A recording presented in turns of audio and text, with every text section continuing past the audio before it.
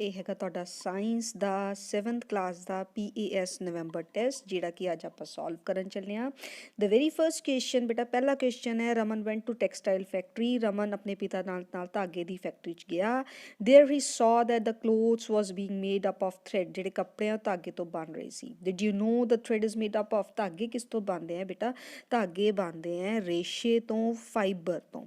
Next question ਹੈ Raman saw that their neighbors rearing silkworms. What is the rearing called? ਬੇਟਾ ਰਮਨ ਨੇ ਦੇਖਿਆ ਕਿ ਉਹਦਾ ਗੁਆਂਢੀ ਜਿਹੜਾ ਹੈ ਰੇਸ਼ਮ ਦੇ ਕੀੜੇ ਪਾਲਦੇ ਹਨ। ਇਸ ਕਿਰਿਆ ਨੂੰ ਕੀ ਕਹਿੰਦੇ ਆ ਬੇਟਾ, ਰੇਸ਼ਮ ਦੇ ਕੀੜੇ ਨੂੰ ਪਾਲਣਾ, ਇਸ ਕਿਰਿਆ ਨੂੰ ਅਸੀਂ ਕਹਿੰਦੇ ਆ ਸੈਰੀਕਲਚਰ, ਰੇਸ਼ਮ ਕੇ ਕੀੜੋं का पालन, ਜਿਹੜਾ ਕਿ ਸ਼ਹਿਤੂਤ ਦੇ ਪੱਤਿਆਂ ਉੱਤੇ ਹੁੰਦਾ ਹੈ।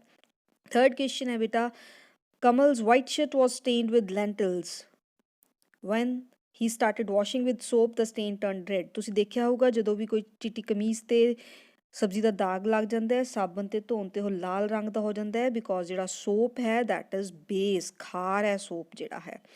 Teacher tells Joban that lemon juice contain acid. ਬੇਟਾ ਟੀਚਰ ਨੇ ਆਪਣੇ ਜੋਬਨ ਨੂੰ ਦੱਸਿਆ ਕਿ ਨਿੰਬੂ ਦਾ ਰਸ ਦੇ ਵਿੱਚ ਤੇਜ਼ਾਬ ਹੁੰਦਾ ਹੈ ਤੇ ਨਿੰਬੂ ਦੇ ਰਸ ਦਾ ਸਵਾਦ, taste of the lemon juice ਕੀ ਹੁੰਦਾ ਹੈ ਬੇਟਾ, ਸੋਰ ਹੁੰਦਾ ਹੈ, ਖੱਟਾ ਹੁੰਦਾ ਹੈ। ਨੈਕਸਟ ਆ ਗਿਆ ਬੇਟਾ Rajneesh saw a meter on the car dashboard। Rajneesh ਨੇ ਕਾਰ ਦੇ ਡੈਸ਼ਬੋਰਡ ਤੇ ਇੱਕ ਮੀਟਰ ਦੇਖਿਆ ਜੋ ਯਾਤਰਾ ਦੀ ਦੂਰੀ ਨੂੰ ਮਾਪਦਾ ਹੈ। ਇਸ ਮੀਟਰ ਨੂੰ ਅਸੀਂ ਕੀ ਕਹਿੰਦੇ ਆ ਬੇਟਾ, ਓਡੋਮੀਟਰ, ਓਡੋਮੀਟਰ ਕਹਿੰਦੇ ਆ ਜਿਹੜਾ ਕਿ ਦੂਰੀ ਨੂੰ ਮਾਪਦਾ ਹੈ। ਨੈਕਸਟ ਹੈ ਬੇਟਾ Kajal and Meera saw some papaya flowers and they were surprised because they had either stamens or pistil। ਉਹਨੇ ਪਪੀਆ ਦਾ ਫੁੱਲ ਦੇਖਿਆ ਬੇਟਾ ਉਸ ਤੇ ਜਾਂ ਪੁੰਕੇਸਰ ਸਟੇਮਨ ਮੌਜੂਦ ਸੀ ਜਾਂ ਉਸ ਤੇ ਇਸਤਰੀ ਕੇਸਰ ਪਿਸਟਲ ਸੀ। ਤਾਂ ਦੋਨਾਂ ਚੋਂ ਇੱਕ ਚੀਜ਼ ਸੀ, ਦੋਨੋਂ ਨਹੀਂ ਸੀ, ਤਾਂ ਅਸੀਂ ਇਸ ਫਲਾਰ ਨੂੰ ਕੀ ਕਹਾਂਗੇ, ਇਸ ਫਲਾਰ ਨੂੰ ਅਸੀਂ ਕੀ ਕਹਾਂਗੇ ਬੇਟਾ, ਯੂਨੀਸੈਕਸ਼ੁਅਲ ਫਲਾਰ, ਇੱਕ ਲਿੰਗੀ ਪੁਸ਼ਪ। ਰਾਜਨ ਨੇ ਜਮਾਤ ਵਿੱਚ ਕਾਇਆ ਪ੍ਰਜਨਨ ਬਾਰੇ ਪੜ੍ਹਿਆ। Rajan read in the class about the vegetative propagation in which reproduction takes place from plant part. ਪੌਦੇ ਦੇ ਕਿਸੇ ਵੀ ਹਿੱਸੇ ਤੋਂ ਬੇਟਾ ਭਾਵੇਂ ਉਹ ਜੜ ਹੋਵੇ, ਤਣਾ ਹੋਵੇ, ਪੱਤਾ ਹੋਵੇ, ਤਾਂ ਨੀਚੇ ਦਰਸਾਈ 'ਚ ਇੱਕ ਪੱਤਾ ਹੋ ਰਿਹਾ। ਇਹ ਪੱਤਾ ਕਿਸ ਚੀਜ਼ ਦਾ ਬੇਟਾ, ਪੱਤੇ ਉੱਤੇ ਨਵਾਂ ਇੱਕ ਪੌਦਾ ਉੱਗ ਰਿਹਾ। ਇਹ ਪੱਤਾ ਕਿਸ ਚੀਜ਼ ਦਾ, ਬ੍ਰਾਇਓਫਾਈਲਮ, ਪੱਥਰ ਚੱਟ ਦਾ ਪੱਤਾ ਹੈ ਬੇਟੇ ਇਹ।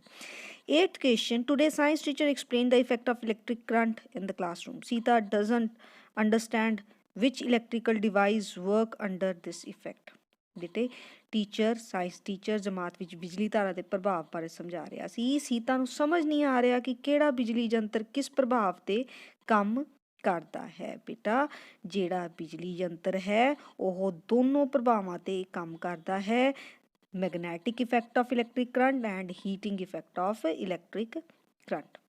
Ninth question, while performing activity in the classroom, Jagdeep connected the circuit as shown and saw the bulb was not glow। ਬੇਟਾ ਸਰਕਟ ਸੀ, ਤੁਸੀਂ ਆਪ ਦੇਖ ਰਹੇ ਹੋ ਸਰਕਟ ਦੇ ਵਿੱਚ ਕੀ ਗੜਬੜ ਹੈ, ਸੈੱਲ ਦਾ ਧਨ ਤੇ ਧਨ ਇਕੱਠਾ ਹੈ, ਪਲੱਸ ਐਂਡ ਪਲੱਸ ਜਿਹੜਾ ਪਾਰਟ ਹੈ, ਪੋਜ਼ਿਟਿਵ ਪਾਰਟ ਇਕੱਠਾ ਹੈ ਜਿਹੜਾ ਕਿ ਗਲਤ ਹੈ। ਹਮੇਸ਼ਾ ਸੈੱਲ ਦੇ ਅਸੀਂ ਪੋਜ਼ਿਟਿਵ ਪਾਰਟ ਨੂੰ ਨੈਗੇਟਿਵ ਪਾਰਟ ਨਾਲ ਜੋੜਦੇ ਹਾਂ। ਤਾਂ ਆਨਸਰ ਕੀ ਹੈ, because while connecting the cell he has connected the positive terminal of the two cell, ਕਿਉਂਕਿ ਸੈੱਲ ਜੋੜਦੇ ਹੋਏ ਉਸਨੇ ਦੋਵੇਂ ਸੈੱਲਾਂ ਦੇ ਧਨ ਟਰਮੀਨਲ ਆਪਸ ਵਿੱਚ ਜੋੜ ਦਿੱਤੇ ਹਨ। ਨੈਕਸਟ ਕੁਐਸਚਨ ਹੈ ਬੇਟਾ ਇਕਨੂਰ was asked by his science teacher to make a model of stethoscope with funnel। ਇਕਨੂਰ ਦੇ ਅਧਿਆਪਕ ਨੇ ਕਿਹਾ ਕਿ ਕੀਪ ਰਬੜ ਨਾਲੀ ਗੁਬਾਰੇ ਦੇ ਨਾਲ ਇੱਕ ਸਥੈਥੋਸਕੋਪ ਬਣਾ। what would he answered while he was making his model at home। ਬੇਟਾ ਉਸਦੇ ਬ੍ਰਦਰ ਨੇ ਉਹਨੂੰ ਕੀ ਪੁੱਛਿਆ ਕਿ ਇੰਸਟਰੂਮੈਂਟ ਕਿਸ ਚੀਜ਼ ਲਈ ਹੈ, ਇੰਸਟਰੂਮੈਂਟ ਫॉर ਲਿਸਨਿੰਗ ਸੌਂਗ, ਗਾਣੇ ਸੁਣਨ ਲਈ ਹੈ, ਵਾਟਰ ਫਿਲਿੰਗ ਡਿਵਾਈਸ ਹੈ, ਪਾਣੀ ਭਰਨ ਲਈ ਹੈ, instrument for listening heart beat, ਦਿਲ ਦੀ ਧੜਕਨ ਸੁਣਨ ਲਈ ਹੈ। ਯੰਤਰ ਕਿਸ ਲਈ ਹੈ ਬੇਟਾ, to listen heart beat। next ਹੈ ਬੇਟਾ Manjot had a fever so his mother took him to the doctor। Manjot ਨੂੰ ਬੁਖਾਰ ਸੀ, ਉਸਦੇ ਮਾਤਾ ਜੀ ਡਾਕਟਰ ਕੋਲ ਲੈ ਗਏ। when Manjot asked the doctor said the pulse rate of the healthy person usually beats per minute। ਨਾ ਜਿਹੜਾ ਸਿਹਤਮੰਦ ਵਿਅਕਤੀ ਹੁੰਦਾ ਹੈ ਉਸਦੀ ਨਬਜ਼ ਆਮ ਤੌਰ ਤੇ 72 to 80 times beats per minute ਹੁੰਦੀ ਹੈ। ਨੈਕਸਟ ਹੈ ਟੂਡੇ ਅ ਹਨੀ ਬੀ ਬਾਈਟ ਰਾਮ। ਮਧੂਮੱਖੀ ਨੇ ਰਾਮ ਨੂੰ ਕੱਟ ਲਿਆ ਹੱਥ ਤੇ, ਉਹਨੂੰ ਇਰੀਟੇਸ਼ਨ ਹੋਣ ਲੱਗ ਗਈ, ਜਲਨ ਹੋਣ ਲੱਗ ਗਈ। ਹਿਜ਼ ਮਦਰ ਅਪਲਾਈ ਪੇਸਟ, ਉਸਦੇ ਮਦਰ ਨੇ ਉਸਦੇ ਪੇਸਟ ਲਗਾ ਦਿੱਤਾ। Can you gas nature of the paste his mother applied.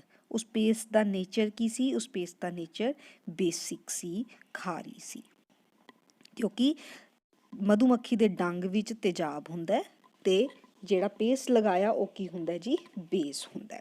Science teacher display a model of human respiratory system to students as shown in the following. What does the rubber balloon, ਜਿਹੜਾ ਰਬੜ ਦਾ balloon ਹੈ ਉਹ ਕਿਸ ਚੀਜ਼ ਨੂੰ ਦਿਖਾ ਰਿਹਾ ਜੀ, ਰਬੜ ਦੇ ਬੈਲੂਨ ਜਿਹੜੇ ਹੈਗੇ ਨੇ ਉਹ ਕਿਸ ਚੀਜ਼ ਨੂੰ ਦਿਖਾ ਰਹੇ ਨੇ, ਇਹ ਲੰਗਸ ਫੇਫੜਿਆਂ ਨੂੰ ਦਿਖਾ ਰਹੇ ਨੇ।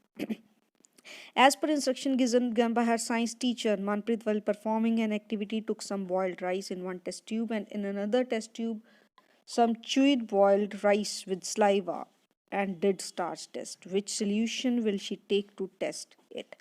बेटा उसने उबले हुए चौल ਇੱਕ ਪਰਖ ਨਲੀ 'ਚ ਲਏ, ਦੂਜੇ ਨਲੇ ਪਰਖ ਨਲੀ ਵਿੱਚ ਚੌਲਾਂ ਨੂੰ ਉਬਾਲ ਕੇ ਚੰਗੀ ਤਰ੍ਹਾਂ ਲਾਰ ਦੇ ਨਾਲ ਮਿਲਾ ਕੇ ਟੈਸਟ ਕੀਤਾ। ਉਹ ਟੈਸਟ ਆਇਓਡੀਨ, ਅਸੀਂ ਹਮੇਸ਼ਾ ਸਟਾਰਚ ਦਾ ਟੈਸਟ ਜਿਹੜਾ ਹੈ, ਨਿਸ਼ਾਸ਼ਤੇ ਦਾ ਟੈਸਟ ਹੈ, ਉਹ ਆਇਓਡੀਨ ਸੋਲਿਊਸ਼ਨ ਦੇ ਨਾਲ ਕਰਦੇ ਹਾਂ।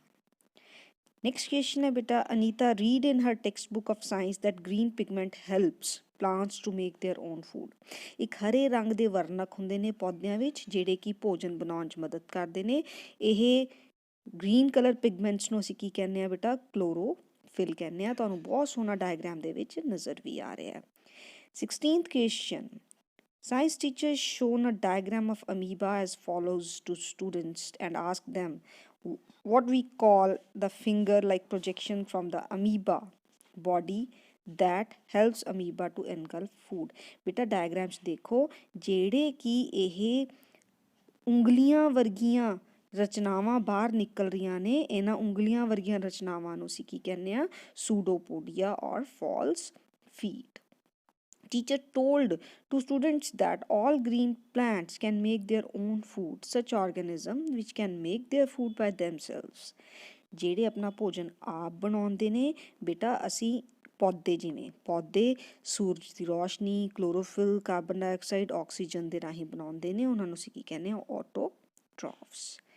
ਮਨਵੀਰ ਵਾਜ਼ ਰੀਡਿੰਗ ਅਬਾਊਟ ਨੈਚੁਰਲ ਇੰਡੀਕੇਟਰ, ਕੁਦਰਤੀ ਸੂਚਕਾਂ ਬਾਰੇ ਪੜ੍ਹ ਰਿਹਾ ਹੈ।